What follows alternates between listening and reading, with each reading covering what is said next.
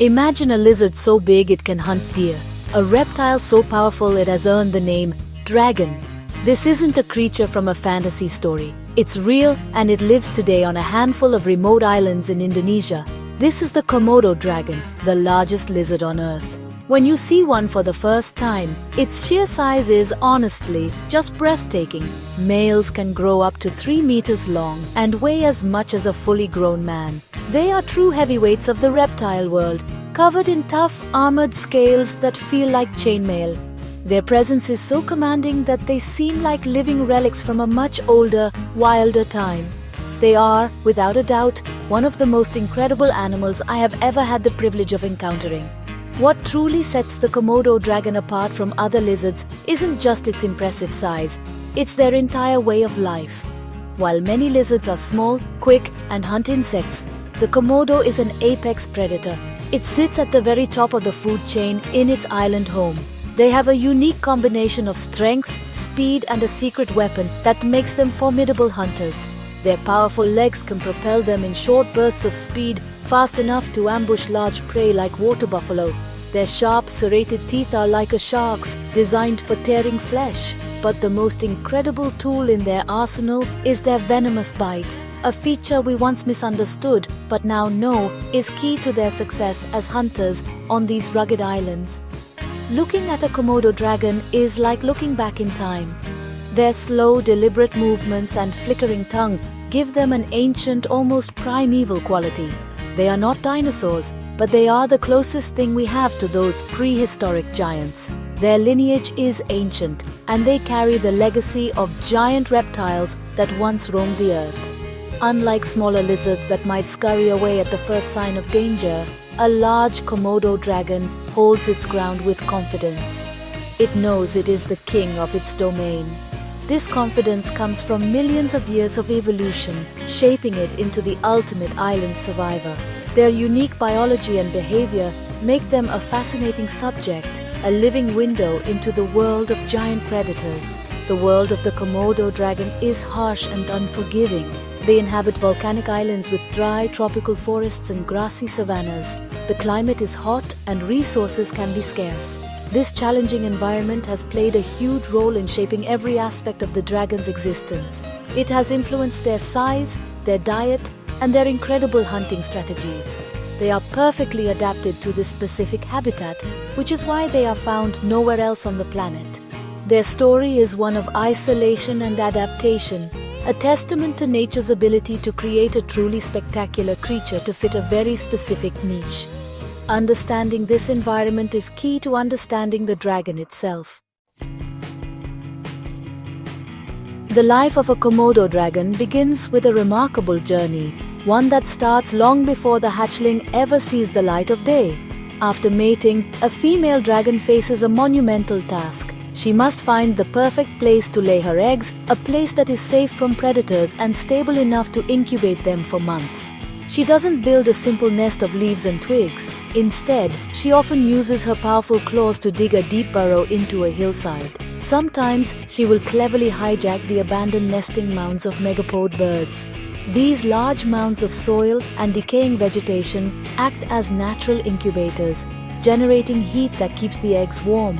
She will lay up to 30 leathery eggs, a huge investment of her energy. Once the eggs are laid, the female's job is not over. She will often guard the nest for a few months, fending off any potential threats. This could include other Komodo dragons who wouldn't hesitate to dig up and eat the eggs. It's a dangerous time, as she must remain vigilant. However, she doesn't stay for the entire incubation period, which can last for a staggering 8 to 9 months. After her initial guard duty, she leaves the eggs to their fate, hidden beneath the earth. They are left to the mercy of the elements and the stability of the nest. The long incubation period means the eggs must endure changing seasons, from dry heat to monsoon rains, all while the tiny dragons develop inside. The moment of hatching is a struggle for survival. The baby dragons must use a special egg tooth on the tip of their snout to slice through the tough, leathery shell of their egg. It's an exhausting process. Once they break free, they face their first and most immediate danger, their own kind. Adult Komodo dragons are cannibals, and a small bite-sized hatchling is an easy meal. The world they are born into is incredibly hostile. From the second they emerge from the nest, they are on high alert. Their instincts scream at them to escape, to find safety before they are spotted by a larger, hungry relative or another predator. Their survival depends on speed and instinct. As soon as they are free from the earth, the hatchlings make a desperate dash for the nearest trees. Their lives depend on this first climb. They are small, weighing only about 100 grams, and are incredibly vulnerable on the ground. The forest canopy is their only sanctuary. Up in the branches, they are safe from the lumbering adult dragons that are too large and heavy to climb. This frantic scramble for the treetops is the most critical moment of their young lives. It marks the beginning of a new chapter, one spent living an entirely different existence from the giants that patrol the forest floor below. Their early life is a world away from the life they will lead as adults. If you like the video, please hit like and share, and comment if you want us to explore the life cycle of any other species. The reproductive life of the Komodo dragon holds one of nature's most incredible secrets. While they usually reproduce sexually with a male and a female, they have another amazing trick up their sleeve. It's a process called parthenogenesis, which essentially means virgin birth. This is an extraordinary ability where a female can produce offspring without ever mating with a male. It's a rare phenomenon in the animal kingdom, especially for such a complex vertebrate. When a female reproduces this way, she can lay a clutch of viable eggs that will develop and hatch into healthy young dragons. It's a remarkable survival strategy, a kind of biological backup plan. This process is a fascinating quirk of their genetics. In Komodo dragons, sex is determined by chromosomes, much like in humans. However, their system is a bit different. Males have two identical sex chromosomes, ZZ, while females have two different ones, ZW. During parthenogenesis, the female can effectively double her own chromosomes to create embryos. Because she only has Z and W chromosomes to give, she can only produce ZZ, which are male, or WW offspring. The WW combination is not viable and doesn't develop. This means that all the offspring produced through parthenogenesis are male. It's a mind-boggling feat of biology, allowing a lone female to create the next generation of males. So why would a Komodo dragon need this ability? It all comes back to their isolated island homes. Imagine a single female dragon gets washed ashore on a new island after a storm. She is completely alone, with no males to mate with. In most species, this would be the end of her genetic line. But for a Komodo dragon, it's a chance to found a new colony. She can lay a clutch of eggs that will hatch into her own sons. Once her sons grow to maturity, she can then mate with them to produce both male and female offspring, establishing a brand new thriving population. It's the ultimate survival mechanism for colonizing new and isolated territories. This incredible ability was only discovered relatively recently in zoos in London and Chester. Keepers were stunned when female dragons, who had never been housed with a male, laid fertile eggs that hatched. At first, they thought the females might have stored sperm from a previous encounter, something reptiles can do. But genetic testing revealed the astonishing truth. The babies had no father. They were genetic copies of their mother, with the chromosomal twist that made them male. This discovery shed new light on the resilience of these amazing animals and showed us that they still have plenty of secrets to reveal. It's a perfect example of how evolution finds a way, even in the most challenging circumstances. Once a young Komodo dragon has successfully escaped to the safety of the trees, a new and distinct phase of its life begins. For the first few years, the forest canopy is its entire world. This arboreal lifestyle is completely different from that of the ground-dwelling adults. The young dragons are agile climbers with sharp claws and slender bodies, perfectly suited for navigating the branches. They are small, fast, and incredibly wary. This is a time of constant vigilance, as danger can still come from above in the form of birds of prey or from below, if they venture too close to the ground. Their world is a vertical one, a maze of trunks and leaves. Up in the trees, the diet of a juvenile dragon is vastly different. They are not yet big enough to hunt deer or pigs. Instead, they are primarily insectivores. They feast on a wide variety of insects, such as beetles, grasshoppers, and caterpillars. They will also hunt for smaller lizards, geckos, and bird eggs they find in nests. This varied diet provides them with the protein and nutrients they need to grow. They are active hunters, using their keen eyesight to spot prey and their surprising speed to snatch a meal. This period is crucial for their development, as they must eat as much as possible to fuel their rapid growth and build up the strength they will need later in life. To survive, young dragons have developed some fascinating behaviors. One of the most interesting is how they try to make themselves unappealing to their cannibalistic elders. When a young dragon does have to descend to the ground, perhaps to move between trees or scavenge from a carcass, it will often roll in animal dung. It covers itself in feces to smell as unpleasant as possible. This disgusting perfume is a clever defense mechanism. An adult dragon, relying on its powerful sense of smell to find food, is likely to be put off by the foul scent and ignore the smaller dragon, mistaking it for something other than a tasty snack. It's a messy but effective survival tactic. This life in the trees lasts for several years. During this time, the young dragons grow steadily, shedding their skin as they increase in size. They are solitary creatures, avoiding contact with others to reduce competition for food and avoid becoming a meal themselves.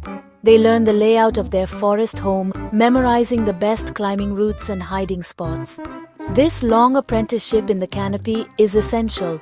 It allows them to grow large enough and strong enough to eventually face the dangers of the forest floor. They are biding their time, waiting for the day when they will be big enough to descend and challenge the giants below. There comes a point when a young Komodo dragon simply becomes too big for the trees. After about 4 or 5 years, it may weigh around 20 kilograms and be over a meter long. Its body is now too heavy and cumbersome for an arboreal life. This marks a major transition, the descent from the canopy. The dragon must leave its safe vertical world and begin its life on the ground. This is a dangerous and daunting step. It is now entering the territory of the giant adults. While it is no longer a tiny hatchling, it is still not a match for a fully grown dragon and remains at risk of being attacked and eaten by its larger relatives. As it transitions to a life on the ground, its diet must change dramatically. It is now too large to survive on insects and small lizards alone. It begins to hunt for bigger game. At first, it will target medium-sized prey like large rodents, snakes, and birds. It will also become an expert scavenger, using its incredible sense of smell to locate carrion from kilometers away. A large carcass, such as a dead deer or buffalo, provides a crucial source of food for these sub-adult dragons. They must be cautious at these feeding sites, often waiting on the periphery while the larger, dominant dragons eat their fill before daring to move in for the leftovers. This period of its life is all about packing on size and strength. The dragon's body continues to transform. Its limbs become thicker and more powerful, built for patrolling long distances and for short explosive bursts of speed. Its scales, which were more flexible in its youth, become tougher and more like armor, providing protection during fights with other dragons or struggles with prey. Its skull becomes more robust, and its jaw muscles strengthen, preparing it for the powerful bite it will need as an apex predator. It is slowly molding itself into the giant it is destined to become, a process that relies on finding enough food to fuel its incredible growth spurt. By the time a Komodo dragon reaches full adulthood, at around 8 or 9 years of age, it has become the undisputed king of its island. A large male can weigh 90 kilograms or more and dominate the best territories. It no longer fears other dragons. It is the one to be feared. Its life is now a cycle of patrolling its territory, basking in the sun to regulate its body temperature, and hunting. It has completed its incredible journey from a tiny, vulnerable hatchling hiding in the trees to a formidable predator ruling the land. It has survived against all odds to take its place at the top of the food chain, a true island monarch.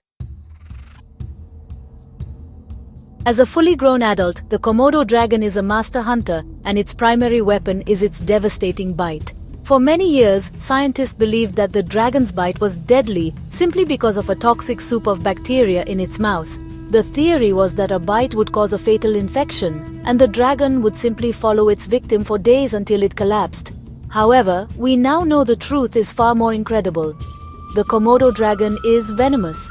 It has complex venom glands in its lower jaw that secrete a powerful cocktail of toxins directly into the wounds made by its teeth.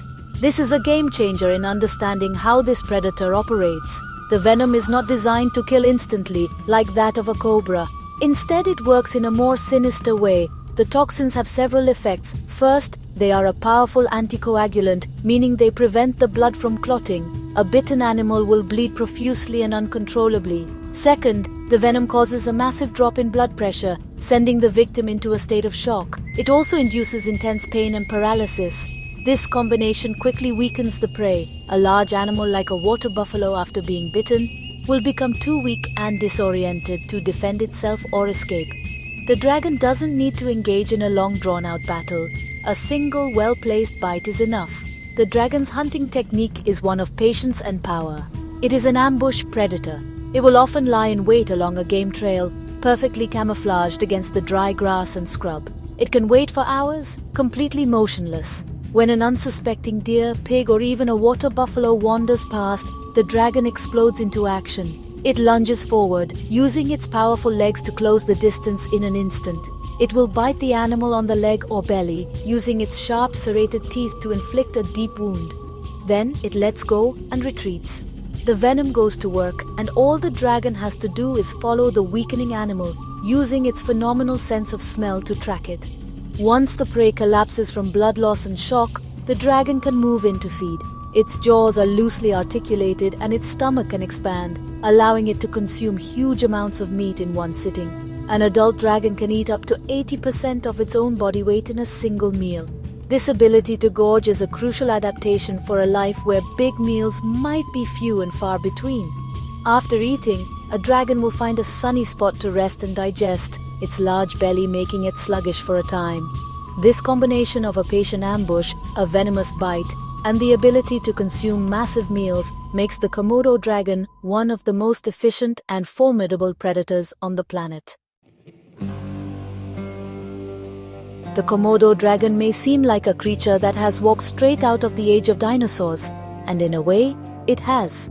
While it is not a direct descendant of the dinosaurs, it belongs to an ancient lineage of monitor lizards, the family Varanidae. This family has a long and impressive history stretching back millions of years. Fossil evidence tells us that the ancestors of today's Komodo dragons were even bigger. Giant monitor lizards once roamed across a much wider area, including Australia and other parts of Asia. One of these ancient relatives was Megalania, a truly colossal lizard that lived in Australia during the Pleistocene epoch. Megalania was a monster. It is estimated to have grown up to 7 meters long and weighed over 600 kilograms, making today's Komodo dragon seem small in comparison. It was the top predator of its time, hunting giant marsupials across the Australian landscape. The Komodo dragon is its closest living relative, a smaller but no less impressive version of this prehistoric giant. It is thought that the ancestors of the Komodo dragon originated in Australia and, over millions of years, gradually moved westward, island hopping until they reached the Indonesian archipelago. They carry the genetic legacy of these ancient giants in their DNA. So why did the Komodo dragon's ancestors shrink? The phenomenon is often related to the environment and the availability of prey. As the giant mammals of Australia, the so-called megafauna, began to die out, there was less food available to support such enormous predators. Evolution favored a slightly smaller, more efficient model. The dragons that ended up on the Indonesian islands found a perfect niche. The islands had a good supply of medium to large prey, like the Timor deer and wild pigs, but lacked other large mammalian predators. This allowed the Komodo dragon to retain its large size relative to other lizards, becoming the apex predator of its new island home. This isolation on the islands is key to the Komodo dragon's story. It is a classic example of island gigantism, where a species can evolve to a larger size than its mainland relatives because of the unique conditions on an island, such as the absence of predators. For the Komodo dragon, it was more a case of retaining its large size while its relatives elsewhere disappeared or shrank. They are living fossils, survivors from an era when giant reptiles ruled. Their existence today provides an invaluable link to the prehistoric past, allowing us to see and study a predator that operates in much the same way its giant ancestors did millions of years ago. The Komodo dragon is an animal of incredible power and resilience, yet its kingdom is remarkably small. These magnificent predators are found on only a handful of small islands in the Lesser Sunda region of Indonesia: Komodo, Rinca, Gilimotang, Nusa Kode, and a small part of the larger island of Flores. This extremely limited range is one of the most striking things about them. Why, for a creature so successful, is its world so confined? The answer lies in a combination of prehistoric events, geography, and the specific ecological niche that the dragon has evolved to fill. Their story is one of deep time and geographic isolation. The dragon's ancestors may have been more widespread, but the current population is a relic, marooned by rising sea levels at the end of the last ice age. As the great ice sheets melted, the oceans rose and flooded the low-lying land bridges that once connected these islands to each other and to larger land masses. The dragons were trapped on the highest points of land, which became the islands we see today. This isolation prevented them from spreading to other parts of the world. They were confined to these small pockets of land where they have remained ever since, evolving in their own unique bubble. The environment of these specific islands is perfectly suited to the dragon's needs. The climate is hot and dry for much of the year, with a rugged landscape of volcanic hills, dry forests, and savanna grasslands. This habitat supports the right kind of prey animals like deer, pigs, and water buffalo that the dragons depend on. Other nearby islands, even those that look similar, may lack this precise combination of climate, terrain, and prey. The dragons are highly specialized for their environment, and this specialization, while making them perfectly successful at home, makes it impossible for them to survive elsewhere. They are kings, but only of their very specific castle. This limited range is also what makes them incredibly vulnerable. When a species lives in only one small area, any threat to that area becomes a threat to the entire species. A single large volcanic eruption, a devastating tsunami, or a new disease could have catastrophic consequences for the global population of Komodo dragons. They have no other populations to fall back on. Their isolation, which allowed them to thrive for millennia, has now become their greatest weakness in a rapidly changing world. They are trapped in their island fortress, a magnificent but fragile kingdom with an uncertain future. The Komodo dragon, a survivor of a bygone age, now faces its greatest challenge: survival in the modern world. Despite their power and fearsome reputation, these animals are officially listed as an endangered species. Their future is hanging in the balance, threatened by a combination of factors, many of them caused by humans. The primary threat is habitat loss. The islands they call home are under increasing pressure from human activity, including the clearing of forests for agriculture and the expansion of settlements. This shrinks the dragons' hunting grounds and reduces the populations of their prey animals, making it harder for them to find food. Another significant threat is climate change. As global temperatures rise, so do sea levels. For a species confined to a few low-lying islands, this is a terrifying prospect. Projections show that rising sea levels could inundate a significant portion of their current habitat within the next century, squeezing them into ever smaller areas. Climate change also affects the weather patterns, potentially leading to more extreme droughts or storms, which could disrupt the delicate balance of their island ecosystem. The very environment that shaped them into the ultimate survivors is now changing faster than they can adapt. Because their entire population is so small and isolated, they are also at risk from a loss of genetic diversity. With only a few thousand individuals left in the wild, inbreeding can become a problem, potentially leading to health issues and making the population less resilient to disease. The illegal poaching of both dragons and their prey animals like the Timor deer also puts immense pressure on their survival. Every dragon lost and every deer taken is a significant blow to such a small and fragile population. The threats are coming from all sides, pushing this magnificent species closer to the brink. Protecting the Komodo dragon is therefore a mission of critical importance. Conservation efforts are underway, led by the Indonesian government and international organizations. The establishment of Komodo National Park, a UNESCO World Heritage Site, was a vital first step, offering legal protection to the dragons and their habitat. Ongoing efforts focus on anti-poaching patrols, habitat restoration, and working with local communities to ensure that people and dragons can coexist. The survival of the Komodo dragon depends on us. We have a responsibility to be the guardians of these last dragons, to ensure that these incredible living fossils continue to roam their island kingdom for generations to come.